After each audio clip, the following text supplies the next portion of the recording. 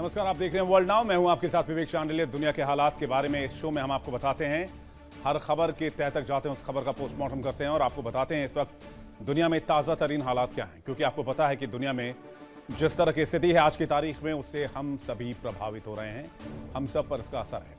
तो world now में जो खबरें हम आपको दिखाने वाले हैं, जल्दी से उस पर सरसरी निगाह डाल लेते हैं। वर्ल्ड नाउ में आज बात करेंगे मिडल ईस्ट में सीज फायर का कत्लेआम कैसे कर दिया गया।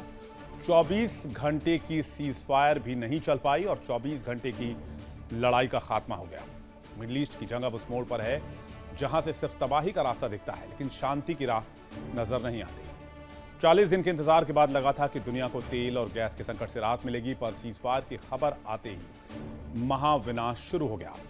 समझौते की स्याही सूखी भी नहीं थी कि 24 घंटे के अंदर सीज फायर ने दम तोड़ दिया और इजराइल ने लेबनान पर मौत की ऐसी बारिश की जिसमें 250 से ज्यादा लोग मारे गए। इजराइल ने साफ कर दिया कि हिजबुल्लाह को मिटाने तक उनकी मिसाइलें शांत नहीं होंगी और उन्हें अमेरिका का भी खुलासा मिल गया है। उधर ईरान ने भी अपना सबसे घातक दाव चला है। जैसे ही सीज फायर तोड़ा गया, ईरान ने स्ट्रेट ऑफ होर्मुज को पूरी तरीके से बंद कर दिया। यानी अब दुनिया की रगों में दौड़ने वाला तेल और गैस का रास्ता फिर से ईरान के कब्जे में है। ईरान की शर्त दो टूक है, जब तक लेबनान पर हमले पूरी तरीके से नहीं रुकेंगे तब तक न तो होर्मुज खुलेगा, न जहाज निकलेंगे, न टैंकर निकलेंगे और न ही परमाणु कार्यक्रम थमेगा। हिजबुल्लाह चीफ नईम कासिम की मौत के दावों ने भी इस आग में घी डालने का काम किया है। कल से बातचीत शुरू होने वाली है, लेकिन बातचीत से पहले ही भरोसे का कत्लेआम हो चुका है। बात साफ है, बात मेज पर नहीं तो क्या मैदानी जंग पर होती रहेगी। सवाल ही क्या ये दुनिया, अब पूरी दुनिया जो है वो बारूद की चपेट में आकर ही शांत होगी। आखिर क्यों 24 घंटे के अंदर ही सीज फायर का दम टूट गया और इसके बाद क्या परिस्थिति बनती दिख रही है, जानेंगे डिटेल से, विस्तार से इस खबर को आपको बताएंगे। वर्ल्ड नाउ में आगे बात करेंगे सुपर पावर की साख के सरेंडर के बारे में। डोनाल्ड ट्रंप ने मिडिल ईस्ट के तिनके को अपनी आंखों में डालकर आज पूरी महाशक्ति अमेरिका को दर्द से कराहने पर मजबूर कर दिया है। 40 साल से जिस मौके की तलाश इजराइल को थी, ट्रंप की नोबेल प्राइज वाली चाहत ने उसे थाली में परोस दिया, लेकिन नतीजा है 7.5 लाख करोड़ रुपए का धुआं, 16 अमेरिकी सैनिकों की मौत, दर्जनों F-15 रिपर ड्रोन्स का कब्रिस्तान और हाथ में रिजल्ट के नाम पर जीरो। जिस ईरान में रिजीम चेंज का ख्वाब लेकर ट्रंप कूदे थे, वहां की जनता ने सड़कों पर उतरने के बजाय IRGC के 30 लेयर वाले मिलिट्री सिस्टम पर ज्यादा भरोसा जताया। ट्रंप और नेतन्याहू गुहार लगाते रह गए, लेकिन ईरान ने स्ट्रेट ऑफ होर्मुज बंद करके दुनिया को बता दिया कि दुनिया जिस देश को सुपर पावर मानती थी वो सुपर पावर है नहीं, अलबत्ता वो ग्लोबल विलन बन चुका है। आज के हालात ये हैं कि अमेरिका के गोदामों में थार्ड और पेट्रियट मिसाइलों की कमी है। ट्रंप कभी जीत का दावा करते हैं, कभी मदद की भीख मांगते हैं। घर में कमला हैरिस से लेकर मागा कैंप तक उन्हें कोस रहे हैं। 12 सलाहकारों को फायर करने से हकीकत नहीं बदली है। सच तो यह है कि डोनाल्ड ट्रंप की हालत उस शख्स जैसी हो गई है जिसने इज्जत भी गंवाई और उसे निवाला भी नसीब नहीं हुआ। ईरान की शर्तों पर झुकना ट्रंप की मजबूरी है, लेकिन अपनी किरकिरी छिपाने के लिए वो गीदड़ भभकी दे रहे हैं। तो क्या ये वाकई अमेरिका फर्स्ट है या अमेरिका के साख का अंत, अमेरिका की सुपर पावर की जो चौधराहट थी उसका खात्मा? ट्रंप का यूटर्न और लेबनान में फिर से शुरू हुए हमले इस बात की गवाही दे रहे हैं कि सनक जब कूटनीति पर हावी होती है तो महाशक्तियां भी अर्श से फर्श पर आती हैं और आज की तारीख में अमेरिका उसी रास्ते पर है। तो क्या यह अमेरिका के विनाश की कहानी है? जानेंगे इस खबर को डिटेल से। फिर वर्ल्ड नाउ में हम आपको बताएंगे इजरायली पीएम नेतन्याहू के बारे में। एक तरफ अमेरिका के अंदर जहां राष्ट्रपति ट्रंप घिरे हुए हैं, वहीं इजराइल के अंदर बेंजामिन नेतन्याहू को लेकर बहुत ज्यादा सवाल उठाए जा रहे हैं और बेंजामिन नेतन्याहू से पूछा जा रहा है क्या वो भी इस सीज फायर में शामिल हैं। ऐसा लग रहा है कि युद्ध विराम की खबर सुनते ही नेतन्याहू का ब्लड प्रेशर बढ़ गया है। उन्हें सुकून शांति से नहीं बल्कि धमाकों, धुएं और तबाही के मंजर से मिलते हैं। यही वजह है कि 40 दिनों के इंतजार के बाद जब दुनिया ने चैन की सांस ली तो महज कुछ ही घंटों में नेतन्याहू ने उस उम्मीद को बारूद से उड़ा दिया। लेबनान में 10 मिनट के भीतर 100 मिसाइलें दागी गई और नेतन्याहू ने साफ कर दिया कि वो ऐसे किसी भी सीजफायर को मानने के लिए तैयार नहीं है जो अमेरिका और ईरान आपस में कर रहे हो, क्योंकि अमेरिका बार बार ये भूल जाता है कि इस जंग में सबसे बड़ा किरदार जो है वो इजराइल है और इजराइल ही अमेरिका को खींचकर इस जंग में लेकर आया और ये बात अमेरिकी बार बार कहते रहे। इसलिए जैसे ही सीजफायर की घोषणा हुई, ये बात मैंने वर्ल्डाउन में आपको हमेशा बताई कि जैसे ही सीजफायर का ऐलान होगा, सबसे ज्यादा तकलीफ किसी धड़े को होगी तो वो है इजराइल और वहां के लीडर बेंजामिन नेतन्याहू। तो जैसे ही सीजफायर की घोषणा हुई, जैसे ही रात का अंधेरा चढ़ा, इजराइल ने 100 से ज्यादा मिसाइल फायर किए लेबनान पर और 250 से ज्यादा बेगुनाह मार डाले। अब अमेरिका और ईरान में जो नजदीकी बढ़ रही थी, उसको नेतन्याहू ने अकेले दम पर हाशिए पर धकेल दिया और कहते हैं अपनी राजनीतिक जमीन बचाने के लिए अब वो पूरे मिडिल ईस्ट को आग में झोंकने की तैयारी कर रहे हैं। तो सवाल है अमेरिका के ऊपर, वो नेतन्याहू को बचाएंगे, वो मिडिल ईस्ट को बचाएंगे, वो बेगुनाहों को बचाएंगे, या फिर अमेरिका अपनी साख बचाएगा। इजराइल में विपक्ष कह रहा है कि नेतन्याहू ने सैन्य सफलता को राजनीतिक आपदा में बदल दिया है। गाजा से लेकर लेबनान तक नेतन्याहू की जिद ने इजराइल को उस दलदल में फंसाया है जहां से निकलने का रास्ता सिर्फ और सिर्फ इजराइल की बर्बादी है। ईरान ने होर्मुज बंद करके ऐलान कर दिया है कि कल की जो बातचीत होने वाली है वो ऑलरेडी आधार में है।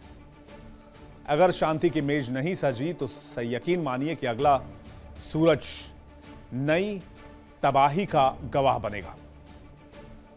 क्यों इंटरनली बहुत कॉन्फ्लिक्ट है इजराइल के अंदर इस खबर को लेकर, सीजफायर को लेकर, विपक्ष क्यों घेरे हुए नेतन्याहू को, चलिए डिटेल्स जानते हैं इन खबरों को वर्ल्डाउन में। मिडिल ईस्ट की लड़ाई ऐसे मझधार में जाकर फंसी जहां से तबाही साफ नजर आ रही है, लेकिन शांति की राह यहां से कोसों दूर है। शांति की बात बनने की कोशिश के करीब 40 दिन के बाद लोगों को लगा कि शायद अब यहां से दुनिया शांति की तरफ बढ़ेगी और जो विश्व ऊर्जा, गैस, तेल की संकट से जूझ रहा है उससे दुनिया को राहत मिलेगी। लेकिन हुआ क्या? सीजफायर के महज कुछ ही घंटे बीते थे कि हमले फिर से शुरू हो गए। सीजफायर के बाद ईरान ने दुबई की रिफाइनरी पर हमला किया। उधर 24 घंटे के अंदर इजराइल ने लेबनान में कहर बरसा दिया और कहर भी वाकई कहर। लेबनान में इजरायली हमले में करीब 250 से ज्यादा लोगों की मौत हो गई। तो आज की तारीख में सबसे बड़ा सवाल यह कि ईरान और अमेरिका के बीच हुआ सीजफायर क्या 24 घंटे के अंदर खत्म हो गया? क्या यह सीजफायर टूट चुका है और अब जो कार्रवाई होगी उसे रोकने की ताकत, उसे रोकने की औकात ना तो अमेरिका की होगी और ना ही इजराइल की होगी? क्योंकि इस हमले से साफ हो गया कि मिडिल ईस्ट में शांति की कोशिश में तो कोई नहीं लगा है। अगर अमेरिका होता तो यह हमला नहीं होता, क्योंकि अमेरिका के रहते हुए इजराइल अमेरिका से आगे जाकर लेबनान पर हमला नहीं करता। अब शांति की बात जो 10 अप्रैल को होनी है, क्या उसमें अमेरिकी अधिकारी और ईरान के प्रतिनिधि शामिल होंगे? इसके आसार भी बहुत कम नजर आ रहे हैं। 24 घंटे में सीजफायर कैसे खत्म हुआ? सबसे पहले आप देखिए इसके कारण कहां कहां नजर आ रहे हैं। पहला तो लेबनान में भीषण हमले की स्थिति से जो है हालात बदल गए हैं। लेबनान में इजराइल से जो सीजफायर है यूएस का, खास करके ईरान का, उसे इजराइल ने इनकार कर दिया है। यूएस ने ईरान की शर्तों को मानने से इनकार कर दिया है। शर्त यह थी कि लेबनान को भी सीजफायर में शामिल किया जाए। तो ईरान ने क्या किया? होर्मुज स्ट्रेट को तुरंत ब्लॉक कर दिया और उसके बाद अमेरिका ईरान में फिर से मतभेद उभरकर सामने आ गए। यानी 40 दिन के बाद जो कयास लगाए जा रहे थे कि शांति आएगी, वो आने के पहले ही खत्म हो चुकी है। ईरान ने पहले ही कहा था कि वो अमेरिका और इजराइल पर भरोसा नहीं करेगा, क्योंकि दोनों देश धोखेबाज हैं, धोखे से हमला करते हैं। और हुआ भी यही। ईरान अमेरिका में सीजफायर हुआ, बातचीत होनी थी, लेकिन लेबनान में आसमान से मौत बरसाई गई। 250 से ज्यादा मासूम मार दिए गए। इससे किसी भी देश का खून खौल जाएगा, और खास करके जब बेगुनाह मारे जाते हैं। सोशल मीडिया पर दावा किया जा रहा है कि हिजबुल्लाह से जुड़े लोग जब जूम मीटिंग कर रहे थे, तभी मीटिंग के दौरान उनके आईपी एड्रेस या लोकेशन का पता लगाया गया और फिर 10 मिनट में 100 से ज्यादा सिलसिलेवार तरीके से धमाके हुए। जरा फुल स्क्रीन तस्वीर देखिए हमले के बाद की स्थिति। आम लोगों के अंदर जो डर था उसे महसूस किया जा सकता है। ये वो तस्वीरें हैं। इससे पहले हिजबुल्लाह पर पेजर अटैक हुआ था। किस तरह से लेबनान में इजराइल ने तबाही मचाई है, इसकी तस्वीर आप देखकर अंदाजा लगा सकते हैं। ये 3 तस्वीरें आपके सामने हैं। 3 तस्वीरों में आप देखिए किस तरह से लेबनान में कहर बनकर टूटा है इजराइल, और इजराइल ने अंधाधुंध बमबारी की है, वो भी रिहायशी इलाकों में। 250 से ज्यादा मासूम मारे गए।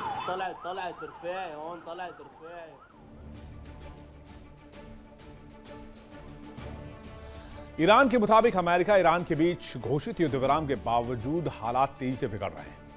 शुरुआत में कुछ जहाजों ने रास्ता पार करने की कोशिश की, लेकिन इजराइल के लेबनान पर बड़े हमले के बाद स्थिति अचानक से बदल गई, क्योंकि ईरान ने साफ तौर पर कह दिया कि यह सीज फायर कहीं से नहीं मिली। एक और तस्वीर आप देखिए, हमले के बाद धूल और धुएं का गुबार, जिसको देखकर आपको अंदाजा होगा कि यह हमला कितने बड़े पैमाने पर दक्षिणी लेबनान में किया गया।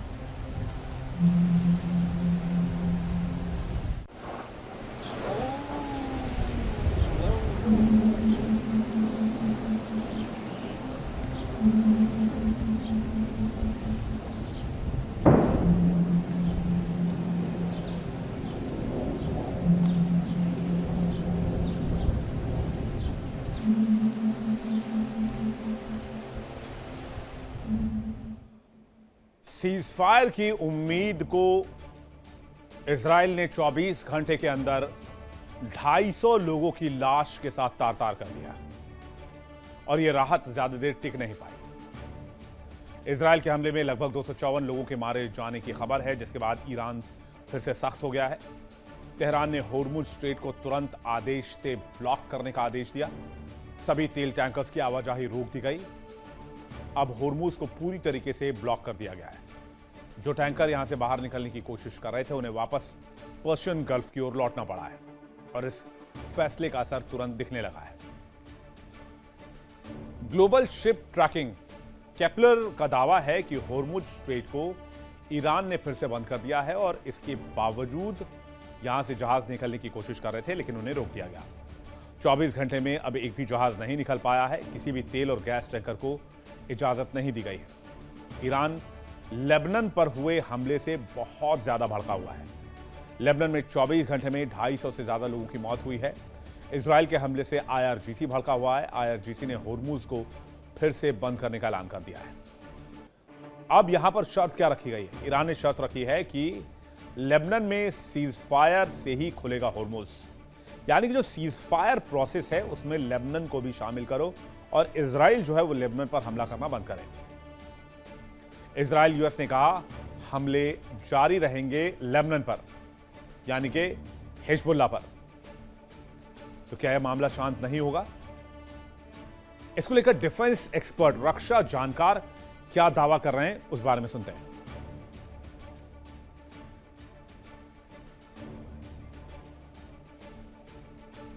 और खुशी की लहर इसलिए दौड़ी कि डोनाल्ड ट्रंप साहब ने 2 हफ्ते के लिए सीज फायर का ऐलान किया, और उन्होंने ये कहा कि अगर ईरान स्टेट ऑफ हॉर्मुज को खोल देगा तो जो है 2 हफ्ते तक लड़ाई बंद की जाएगी, और जो ईरान ने 10 शर्तें रखी हैं जो उनके शब्दों में है कि वो वर्केबल है, उनके ऊपर बातचीत की जाएगी।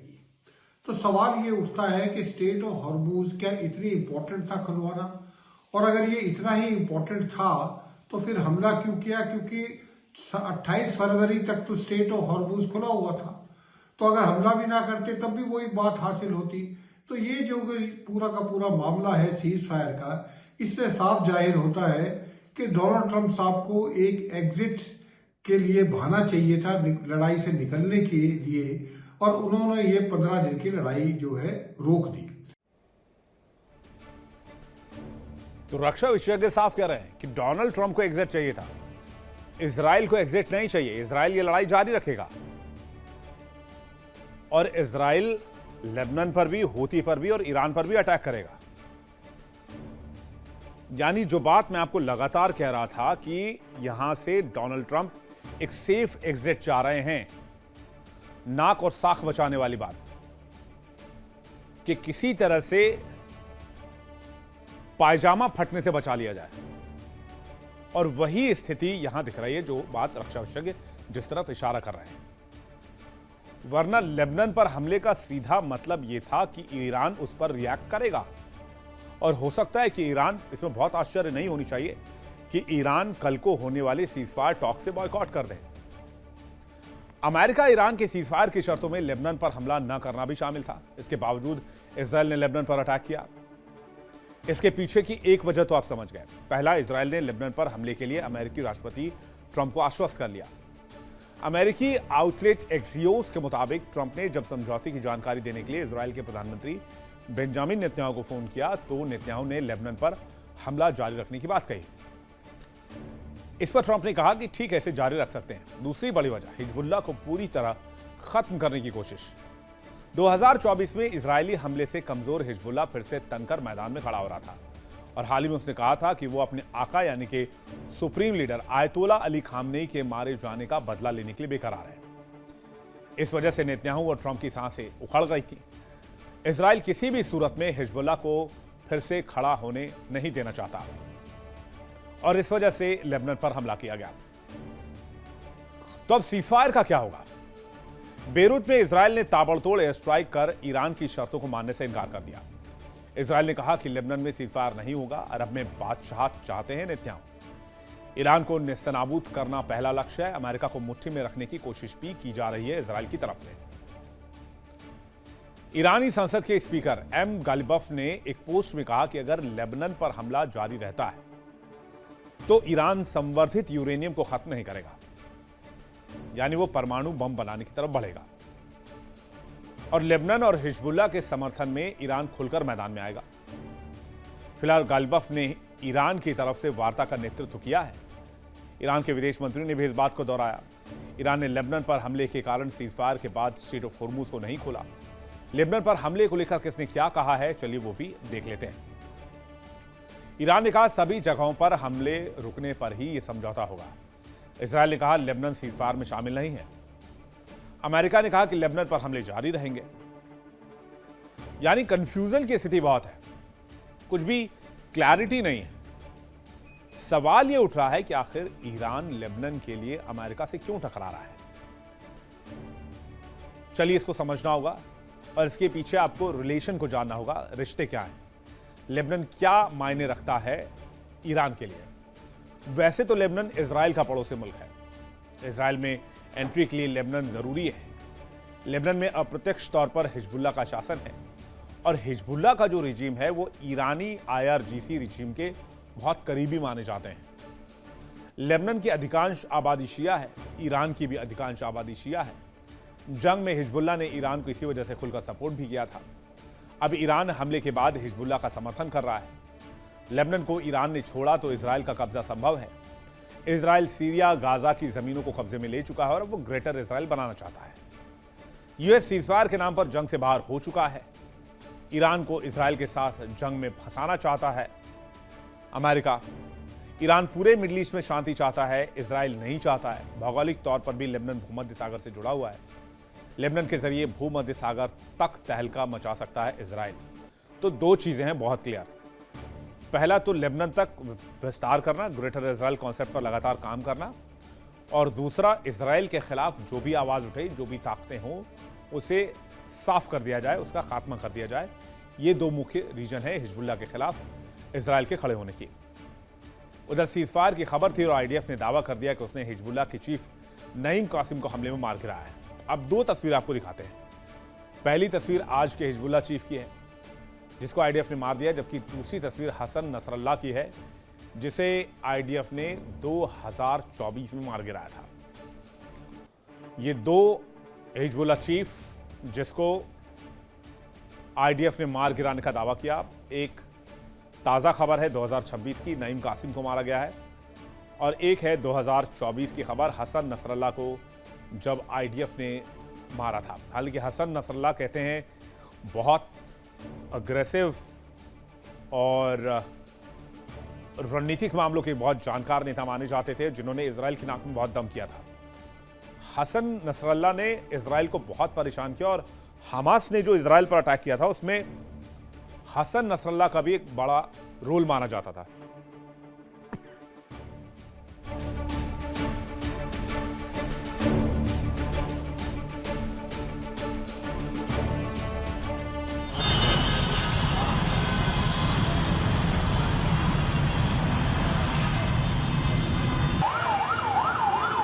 طلعت رفاعي هون، طلعت رفاعي دربور.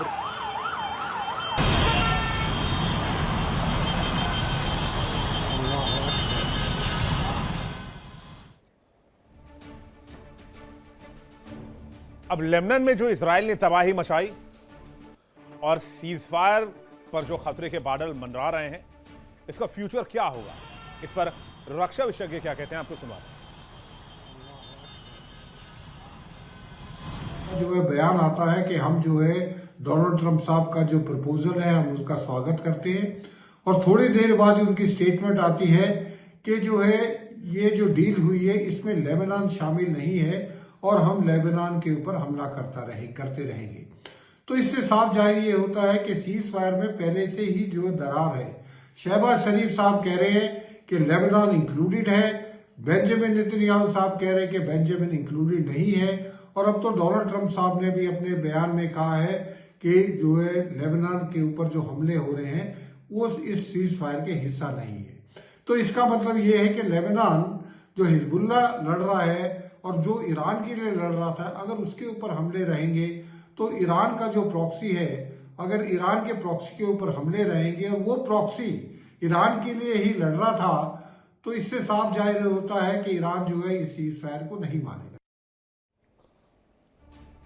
तो एक बात तो क्लियर है कि सीजफायर को लेकर जो अब राहत के बादल नजर आ रहे थे वो अब राहत के बादल भी चले गए, राहत की बारिश भी नहीं हो सकती। हाँ, ये जरूर है कि सीजफायर पर संकट के बादल जरूर मंडराने लगे हैं, लेकिन सीजफायर को लेकर क्या इंपैक्ट रहा है अभी तक पूरी दुनिया में, वो भी जल्दी से एक बार देख लेते हैं। कहाँ राहत नजर आई है, कहाँ आफत नजर आई है। अल अक्सा मस्जिद को खोला गया इस सीजफायर के बाद, हालांकि इसके बाद फिर आफत देख लीजिए, ट्रंप ने धमकी दे दी कि भाई नए हमले भी होंगे। फिर राहत की बात ये रही कि राहत सामग्री की एंट्री हुई मिडल ईस्ट में। आफत ये हुई कि 24 घंटे के अंदर सीज फायर पर संकट के बादल मंडरा गए। लेबनान में इजराइल ने हमला कर दिया, 254 लोगों की मौत हो गई। बुनियादी सेवाओं की बहाली हुई, लेकिन अब होर्मुज बंद कर दिया गया है। वैश्विक राजनीति में भी खींचतान की स्थिति है। पाकिस्तान के इस्लामाबाद में शांति वार्ता प्रस्तावित। अब चलिए देख लेते हैं कि सीज फायर में कौन कौन शामिल होने वाला है। टीम अमेरिका की तरफ से जेडी वांस, स्टीव विटकॉफ, जेरेड कुशनर शामिल होंगे। मिस्र और तुर्की के विदेश मंत्री शामिल हो रहे हैं। टीम ईरान की तरफ से अरागची जो कि विदेश मंत्री हैं, गालिबाफ जो कि पार्लियामेंट के स्पीकर हैं, वो शामिल होंगे। पाकिस्तान की तरफ से असीम मुनीर, शहबाज शरीफ इस बैठक में शामिल होंगे। तो ये बातचीत की मेज सजाई जाएगी। साफ है हिजबुल्लाह पर इजराइल ने जो वार किया है उससे ईरान शांत नहीं रहने वाला। उधर पाकिस्तान में ईरान ने राजदूत ने भी अपना पोस्ट डिलीट कर लिया, जिसमें लिखा था कि कल इस्लामाबाद में मीटिंग होने वाली है। यानी संकेत मिल रहे हैं कि कहीं ना कहीं वार्ता डिरेल हो सकती है और सारा हिसाब किताब अब मैदाने जंग में ही होगा।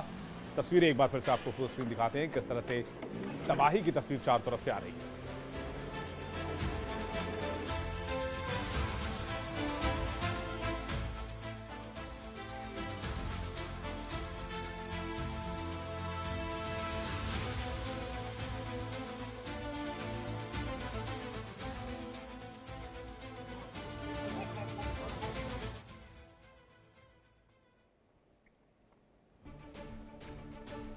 डोनाल्ड ट्रंप की आज की तारीख में जो स्थिति है उस पर बात करते हैं। अगली खबर डोनाल्ड ट्रंप से जुड़ी हुई है।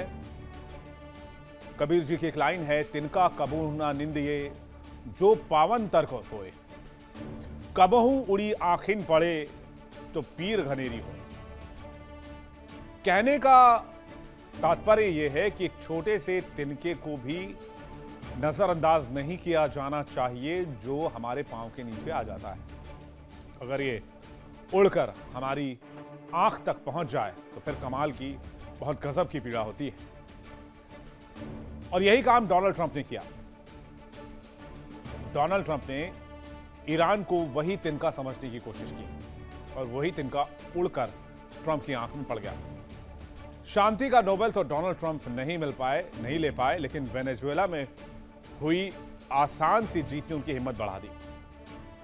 वहीं 40 साल से इसी इंतजार में इजराइल भी बैठा हुआ था, कब मौका मिले वो अमेरिका को घसीट कर ईरान पहुंचाए। पिछले साल 12 दिनों में काम नहीं बन सका तो नेतन्याहू ने दोबारा ट्राई किया। डोनाल्ड ट्रंप को यह एहसास कराया कि ईरान 2-3 हफ्ते में परमाणु बम बनाकर इजराइल पर पटक देगा। डेथ टू अमेरिका कहने वाले ईरान में सत्ता परिवर्तन कराने निकल पड़े। लोकतंत्र की बहाली के नाम पर 70 से ज्यादा देशों की सरकार गिराने का रिकॉर्ड आज की तारीख में अमेरिका के पास है। और सो कॉल्ड शांति के ठेकेदार को इस बार पश्चिम एशिया के राजाओं की रक्षा करनी थी। तो डोनाल्ड ट्रंप ने ना आओ देखा ना ताव और फिर लंगोट कसकर कूद पड़े और कितना नुकसान कराया। इस आपाधापी ने, इस इमेच्योर वाले फैसले ने, जरा वो भी देख लीजिए। सुपर पावर के साख पर सवाल कैसे हुआ। अमेरिका के 16 सैनिक मारे गए, अरबों डॉलर के ड्रोन खत्म हुए, F-15 विमान नष्ट हुए, F-35 फाइटर जेट्स गिराए गए, 8.5 लाख करोड़ रुपए खर्च हुए, 25 दिन में 4.5 लाख करोड़ रुपए खर्च हुए, थार्ड डिफेंस सिस्टम खत्म हुए, रडार सिस्टम डैमेज हुआ। और cherry on the top, America की सबसे ज्यादा विख्यात इंडस्ट्री क्या है? अमेरिका की सबसे ज्यादा विख्यात इंडस्ट्री है आईटी एंड डिफेंस। डिफेंस में पूरी दुनिया में सबसे ज्यादा शेयर मार्केट अमेरिका रखता है। लेकिन आज की तारीख में ईरान से मार खाने के बाद अमेरिकी हथियारों पर ज्यादातर देशों ने भरोसा करना छोड़ दिया है, क्योंकि सबको पता है ये हथियार बस नाम के हैं, ये किसी काम के नहीं है। ईरान में हमले के बाद रिजीम चेंज तो ना हो पाएगा, ये तो शुरुआती 10 दिनों में ही ट्रंप को पता चल गया था। आयतोला अली खामेनेई, अली लारिजानी जैसे नेताओं के मारे जाने के बाद IRGC ने 30 से ज्यादा लेयर वाले मिलिट्री सिस्टम को एक्टिवेट कर दिया।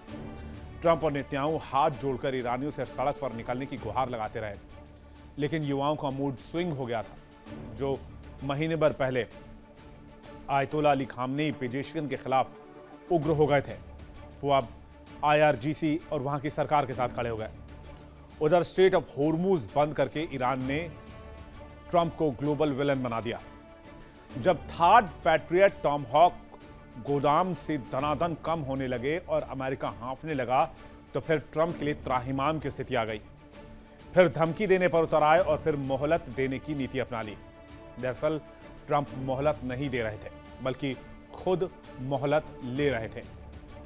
अमेरिका हर दिन ऐलान करता कि ईरान के सारे एयर डिफेंस मार दिए, नेवी खत्म कर दिया, हमने एयरफोर्स खत्म कर दिया, हमने उनके मिसाइल लॉन्चर्स खत्म कर दिए। लेकिन कुछ ही घंटे के बाद ईरान का इतना तगड़ा जवाब आता कि डोनाल्ड ट्रंप खिसियानी बिल्ली खंभा नोचे वाली स्थिति में आ जाते। एक महीने के बाद जब कुछ घंटे में ही अमेरिका के F-15 और A-10 विमान मार गिराए गए और 2 अपाचे हेलीकॉप्टर मार गिराए गए, तब असली कहानी सामने आई। एक फाइटर पायलट को बचाने के चक्कर में अमेरिका ने 2 C-130, 2 ब्लैक हॉक हेलीकॉप्टर तबाह करवा दिए। पायलट बच गया, लेकिन $60 करोड़ के खर्च के बाद। तस्वीरें उस मलबे की आपको दिखा रहे हैं, जरा देखिए उन तस्वीरों को, किस तरीके से यह मलबा है C-130 हरक्यूलिस विमान का।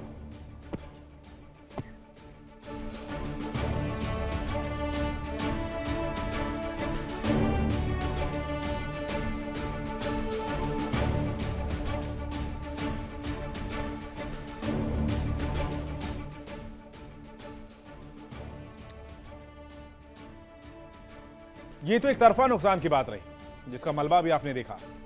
उधर होर्मुज पर ईरान टस से महस नहीं हुआ। अमेरिका की हिम्मत नहीं थी कि त्रिपोली, अब्राहम लिंकन या 82 एयरबोर्न डिवीजन को उस तरफ भेजने की जहमत उठा पाए। खींच निकालनी थी तो ट्रंप ने नेटो पर बिल फाड़ दिया। और देखिए कितना नुकसान करा बैठे अमेरिका का डोनाल्ड ट्रंप। इस जंग में कैसे झुलसा सुपर पावर अमेरिका। सैन्य उपकरण का नुकसान, 12 रडार क्षतिग्रस्त हुए, $2.5 बिलियन का खर्च आया। एक अवैक्स विमान, $500 मिलियन का खर्च आया। 12 MQ-9 रीपर ड्रोन, $450 मिलियन का खर्च आया। 4 F-15E स्ट्राइक ईगल, $400 मिलियन का खर्च आया। KC-135 6 रिफ्यूलर, $320 मिलियन का खर्च आया। A-10 रैथॉग विमान, $1.5 बिलियन का खर्च आया। 17 सैन्य अड्डे क्षतिग्रस्त हुए, $2.9 बिलियन का खर्च आया। अब ईरान से पंगा लेने का मतलब अमेरिका ने कभी यह एंटिसिपेट नहीं किया था कि यह स्थिति हो जाएगी कि अमेरिका की कंगाली के दिन शुरू हो सकते हैं या अमेरिका को इतना नुकसान हो जाएगा जिसका आउटकम जीरो रहेगा। आप बाजार जाते हैं, कुछ पैसे खर्च करते हैं या कुछ सामान कहीं से बार्टर करते हैं तो उसके बदले में कुछ लेकर आते हैं। डोनाल्ड ट्रंप ने क्या लिया बदले में? जिल्लत, बेइज्जती, हार, नुकसान, जलालत, चारों तरफ से आलोचना और अलग थलग पड़ना। पूरी दुनिया ने अमेरिका को कॉर्नर कर दिया क्योंकि ईरान ने जब सऊदी अरब से के अरामको से लेकर कुवैत, बहरीन, यूएई के अमेरिकी सैन्य अड्डों, तेल रिफाइनरी और बड़ी कंपनियों को ठोकना शुरू किया तो अमेरिका में हड़कंप मच गया।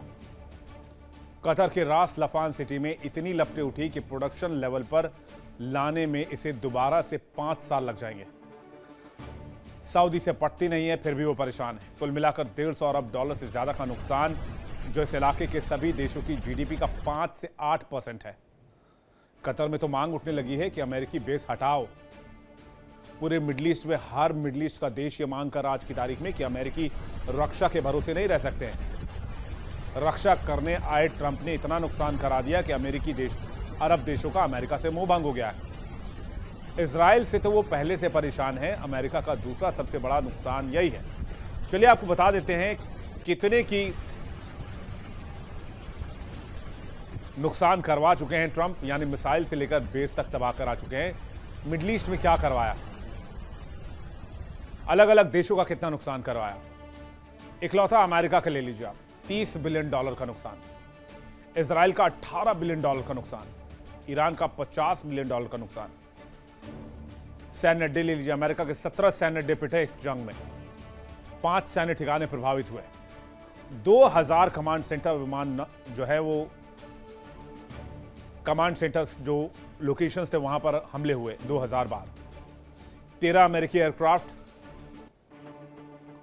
जो है वो मिट्टी में मिल गए, जबकि ईरान के 50 एयरक्राफ्ट मिट्टी में मिले।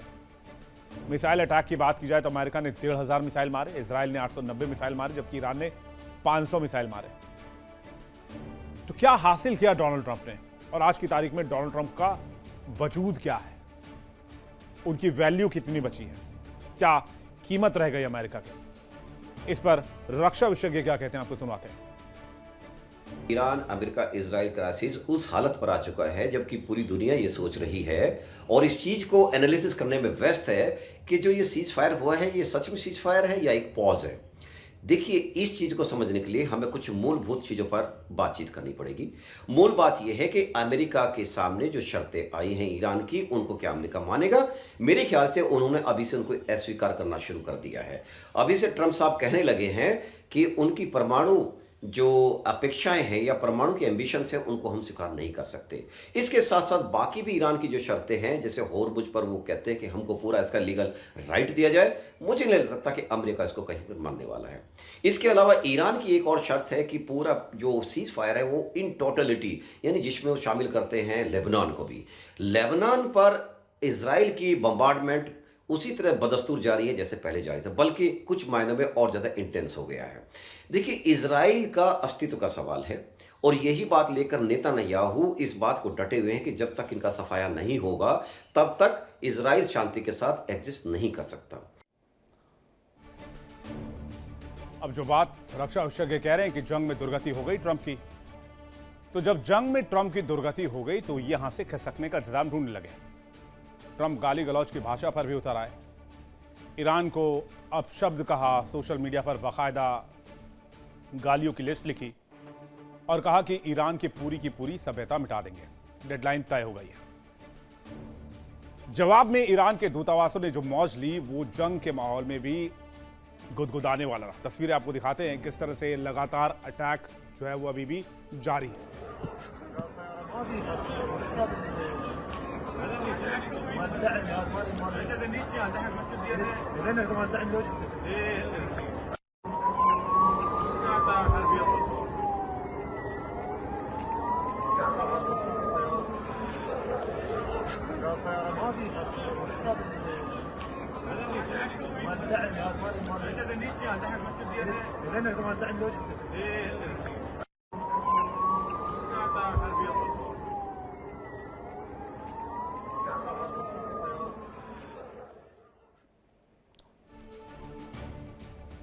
इस पूरे लड़ाई के दरमियान ईरान के दूतावासों ने काफी मौज की।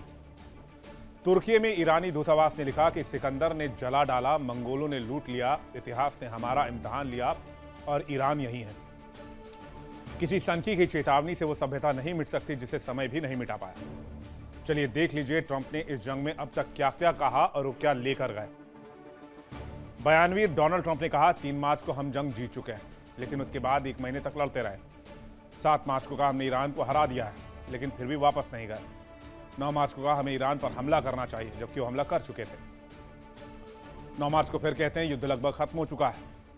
11 मार्च को कहा इतनी जल्दी कहना ठीक नहीं है कि युद्ध खत्म हो चुका है। 12 मार्च को कहा हमने जीत हासिल कर ली है, लेकिन पूरी तरीके से नहीं। 13 मार्च को कहा हमने युद्ध जीत लिया है। 14 मार्च को कहा कृपया हमारी मदद करें। फिर 15 मार्च को कहा हमारी मदद नहीं करते तो मैं याद रखूंगा। फिर 16 मार्च को कहते हैं हमें किसी की मदद की जरूरत नहीं है। फिर 16 मार्च को कहते हैं कि कौन क्या कह रहा है फर्क नहीं पड़ता है। 17 मार्च को कहते हैं नेटो की मदद की जरूरत नहीं है। फिर 17 मार्च को कहते हैं कि नेटो से निकलने के लिए मंजूरी की जरूरत नहीं है। 19 मार्च को कहते हैं स्ट्रेट ऑफ हॉर्मुज खोलने के लिए सहयोग करना चाहिए। 20 मार्च को कहते हैं नेटो कायर है। 21 मार्च को कहते हैं 48 घंटे की डेडलाइन है। 23 मार्च को कहते हैं पावर प्लांट पर हमला करेंगे, लेकिन 5 दिन टाल दिया है। 30 मार्च को कहते हैं कई महत्वपूर्ण टारगेट्स नष्ट कर दिए हैं। 1 अप्रैल को कहते हैं 2-3 हफ्ते में बहुत जोरदार हमला करेंगे। 5 अप्रैल को कहते हैं स्ट्रेट हॉर्मुज खोलो, नहीं तो नरक में डाल दिए जाओगे। 6 अप्रैल को कहते हैं ईरान को एक रात में खत्म कर देंगे। 7 अप्रैल को कहते हैं सभ्यता नष्ट कर देंगे। 8 अप्रैल को कहते हैं ईरान ने सीज फायर कर लिया है। और 9 अप्रैल को कहते हैं डील नहीं तो फिर से हमले होंगे। ये वो बयानवीर डोनाल्ड ट्रंप हैं जिन्होंने हर दिन जंग को लेकर अलग अलग बयान दिए।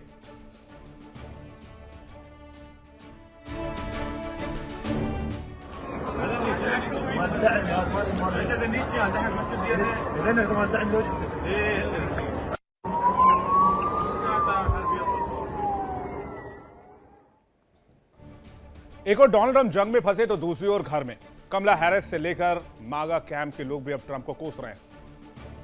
उनकी हालत ऐसी है कि भविष्य में दोबारा कोई किसी ऐसे जंग के बारे में सोच भी नहीं पाएंगे।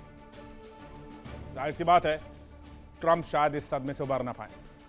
ईरान ने जो शर्तें रखी हैं उससे कहीं बेहतर डील तो ओबामा ने की थी, जिसे ट्रंप ने 2018 में तोड़ दिया। हो सकता है ड्राफ्ट ट्रंप भी बना रहे हो। इसके आधार पर कुछ कैबिनेट मंत्रियों और सलाहकारों को फायर भी कर सकते हैं।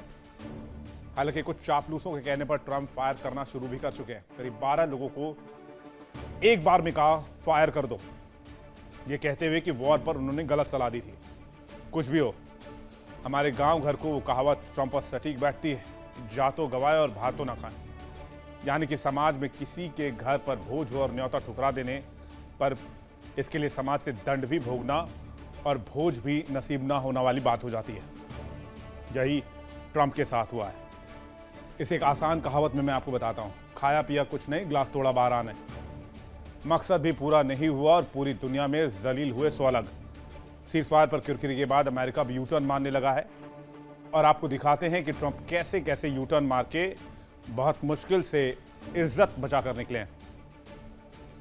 8 अप्रैल को यूएस ईरान में सीज़फायर की घोषणा की। सीज़फायर को ईरान ने जीत के तौर पर पेश किया। बिना ऑब्जेक्टिव के सीज़फायर पर यूएस की किरकिरी हुई। ईरान ने सीज़फायर के लिए अपनी 10 शर्तें दी। व्हाइट हाउस ने इसे विश लिस्ट करार दिया। ईरान और अमेरिका सीज़फायर पर विवाद बढ़ गया। यूएस ने कहा कि यूरेनियम संवर्धन की बात नहीं मानेंगे। लेबनान को अब ट्रंप सीज़फायर से बाहर बता रहे हैं। लेबनान हमलों ने सीज़फायर को कमजोर किया है, जिसके बाद सीज़फायर के टूटने की आशंका फिर से बढ़ गई है। इतना सब होने के बाद ट्रंप ने फिर धमकी दी और कहा कि डील कर लो, नहीं तो हमले फिर से होंगे। यानी कहते हैं रस्सी जल जाना लेकिन बल नहीं जाना। आज ट्रंप वही कर रहे हैं। उनकी नज़र उधर नेटो पर भी है, उधर ग्रीनलैंड को भी टेढ़ी नज़रों से इन दिनों ट्रंप देख रहे हैं। तो क्या ट्रंप चारों ओर से किरकिरी कराकर ही मानेंगे? उधर खबर है कि ट्रंप के खिलाफ फिर से लोग सड़क पर उतरने वाले हैं। सांसद भी नाराज हैं। लेकिन ट्रंप की नज़रों में सब गलत है और अगर कोई ठीक है तो वो खुद है। और एक वो बहुत मशहूर लाइनें हैं, 2 लाइन में डोनाल्ड ट्रंप के लिए पढ़ते हुए अगली खबर की तरफ चलते हैं कि बड़े बेआबरू होकर तेरे कूचे से निकले, बड़े बेआबरू होकर तेरे कूचे से निकले, बहुत निकले मेरे अरमा फिर भी कम निकले।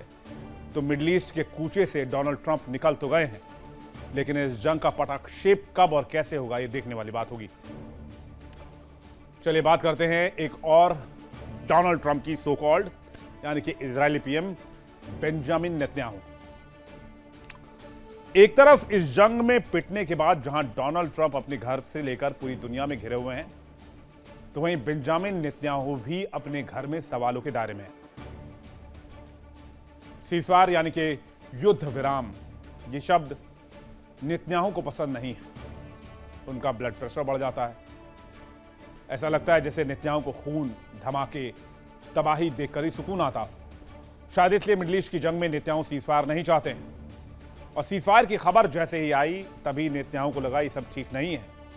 पहले भी हमने आपको वर्ल्ड नाउ में लगातार बताया कि सीज़फायर की खबरों पर नेतन्याहू ने कहा था कि अमेरिका से हम नहीं पूछेंगे कि जंग खत्म कब होगी, यानी इजराइल युद्ध विराम के मूड में नहीं है।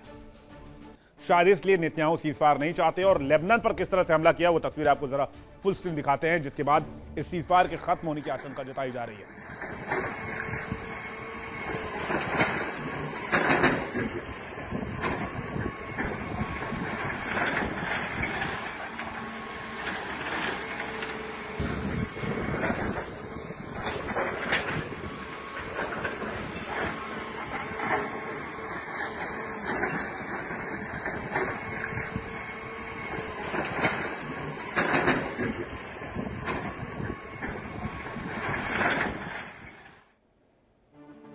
तो देखा आपने किस तरह से सीज़फायर को नेतन्याहू ने चंद घंटों में ही तोड़ दिया। लेबनान पर इजराइल ने जो तबाही बरसाई है उसकी तस्वीरें अभी हमने आपको दिखाई, जिसके मलबे समेटे जा रहे हैं। सीज़फायर के कुछ ही घंटों के बाद इजराइल ने हमला कर दिया। इजराइल ने लेबनान पर 100 से ज्यादा मिसाइल ठोके, जिसमें 250 से ज्यादा लोग मारे गए। इस एक्शन के बाद ईरान बौखला गया और ईरान ने होर्मुज स्ट्रेट बंद कर दिया। इजरायली हमले के बाद सीज़फायर पर सवाल उठने लगे हैं। तो क्या ये सीज़फायर बना रहेगा? इस पर डिफेंस एक्सपर्ट क्या कहते हैं, आपको सुनवाते हैं। जब से नेतन्याहू ने अमेरिका के साथ मिलकर ईरान पर अपने हमलों को बंद किया है, तब से ईरान में जो विपक्ष है वह कह रहा है कि नेतन्याहू ने ईरान के ऊपर तो मिसाइलें दागनी बंद कर दी, जो कि नेतन्याहू की कमजोरी दिखा रहा है।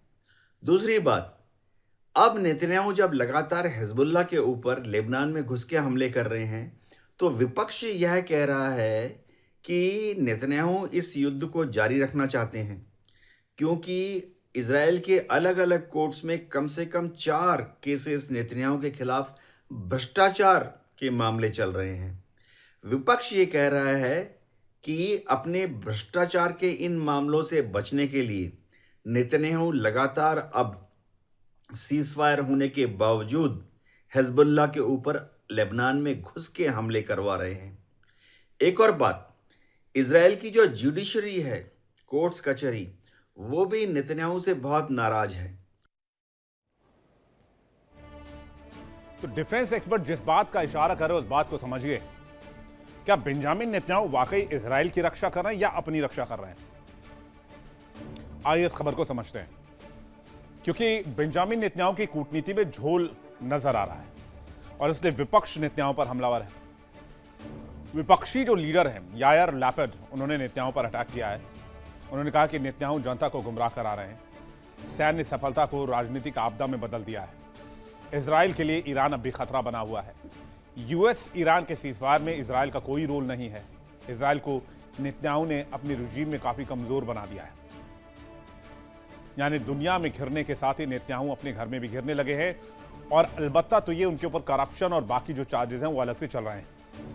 इजरायली लोगों ने नेतन्याहू के खिलाफ बीते दिनों प्रोटेस्ट किया और जमकर खरी-खोटी सुनाई। उन्होंने साफ तौर पर कहा कि Benjamin Netanyahu as a president हमें पसंद नहीं है, एज अ प्राइम मिनिस्टर हमें पसंद नहीं है और बेंजामिन नेतन्याहू को हमें यहां से विदा करना होगा। बेंजामिन नेतन्याहू वॉर मॉन्गर है, वो युद्ध लोलुप है, वो जंग चाहते हैं, निर्दोषों का खून बहाते हैं। तो क्या वाकई बेंजामिन नेतन्याहू अपनी रक्षा कर रहे हैं? डिफेंस एक्सपर्ट क्या कहते हैं वो सुनते हैं। ईरान अमेरिका युद्ध विराम से सबसे ज्यादा निराशा अगर किसी को हुई है तो वो है इजराइल, क्योंकि इजराइल बहुत ही क्लियर कट ऑब्जेक्टिव के साथ इस युद्ध में उतरा था और किसी भी ऑब्जेक्टिव को हासिल करने में वो देख रहा है कि सफल नहीं हुआ है। न वहां सत्ता परिवर्तित हुई, न उसके मिसाइल्स और ड्रोन के जखीरे पूरी तरह बर्बाद हुए हैं और न ही उसका यूरेनियम संवर्धन की प्रक्रिया बंद हुई है। ऐसे समय में और स्ट्रेट ऑफ हॉर्मुज को भी उसने अपने कंट्रोल में कर रखा है। ऐसे समय में अगर संधि वार्ता की गई है और युद्ध रोका गया है तो निश्चित रूप से इजराइल के लोगों में हताशा है और इजराइल के लोगों को एक गम यह भी है कि संभवतः इस संधि की प्रक्रिया में बातचीत में इजराइल को बराबर का मौका नहीं दिया गया और उनको आखिरी समय में बताया गया। तो ये जो हताशा है और वहां विरोधी पार्टी उनको और भी भुनाने का मौका मिल गया है। हाल में तेल अवीव समेत इजराइल पर कई जगहों पर प्रोटेस्ट हुए होंगे, आपको याद होगा, जिसकी तस्वीर इस वक्त आप देख रहे हैं। लोग चाहते थे कि नेतन्याहू को जाना चाहिए। नेतन्याहू चाहते हैं वो जंग में बने रहें। जानकार मानते हैं इसके पीछे नेतन्याहू के करप्शन है। जब तक जंग चलेगी वो करप्शन के चार्जेस फेस नहीं करेंगे, लेकिन जंग खत्म हुई, इजराइल में नॉमेंसी आई तो नेतन्याहू गिरफ्तार हो सकते हैं और वो गिरफ्तारी के डर से इजराइल को हमेशा जंग के मोड में रखना चाहते हैं। गाजा से लंबे समय तक लड़ाई जारी रखी। कहते हैं नेतन्याहू ने इसे जबरन लंबा खींचा और नेतन्याहू ने इसमें इजराइल को बेवजह घसीटने की कोशिश की, यानी कि वो इसे लंबा खींचते रहे। गाजा पीस के बाद करीब कुछ ही दिनों में लेबनान पर आरोप लगाते हुए सीजफायर तोड़ दिया और कहा कि फिर से हिजबुल्लाह हथियार एकत्रित कर रहा है। गाजा पर भी हमले किए और कहा हमास फिर से खड़े होने की कोशिश कर रहा है। जैसे ही गाजा में शांति की राह दिखी, उधर नेतन्याहू ने अमेरिका को भड़काया और फिर से ईरान पर हमला कर दिया गया। और इस जंग में खुद चूंकि नेतन्याहू फंसे हुए हैं तो उनकी कोशिश ये है कि इस जंग को लंबा खींचकर अपनी गिरफ्तारी को टाला जाए और इजराइल हमेशा वॉर मोड में रहे। उधर खबर यह भी है कि अमेरिका ईरान के साथ सीजफायर करने के बाद इजराइल को फंसा देगा। इसी कारण सीजफायर को लेकर नेतन्याहू और इजराइल खुश नहीं है, खास करके इजराइल की रिजीम। कहते हैं नेतन्याहू की गलती की वजह से अब सीजफायर टूटने की कगार पर है। अगर वार्ता नहीं होती है तो जंग फिर से नए सिरे से शुरू हो सकती है और अगर ये जंग नए सिरे से शुरू हुई तो इस बार अमेरिका शायद इस युद्ध में वापसी न करे और मिडिल ईस्ट में ये जंग तबाही की नई इबारत लिख सकता है। वर्ल्ड नाउ में फिलहाल इतना ही। एक ब्रेक का वक्त है। ब्रेक पे जाने से पहले आपको बता दें, इंडिया डेली अब आपके स्मार्ट टीवी पर भी मौजूद है। इंडिया डेली 24/7 देखिए अपने स्मार्ट टीवी पर लाइव और लगातार।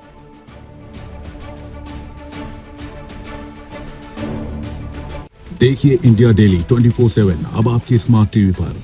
इंडिया डेली मौजूद है सभी डिजिटल प्लेटफॉर्म पर लाइव और लगातार।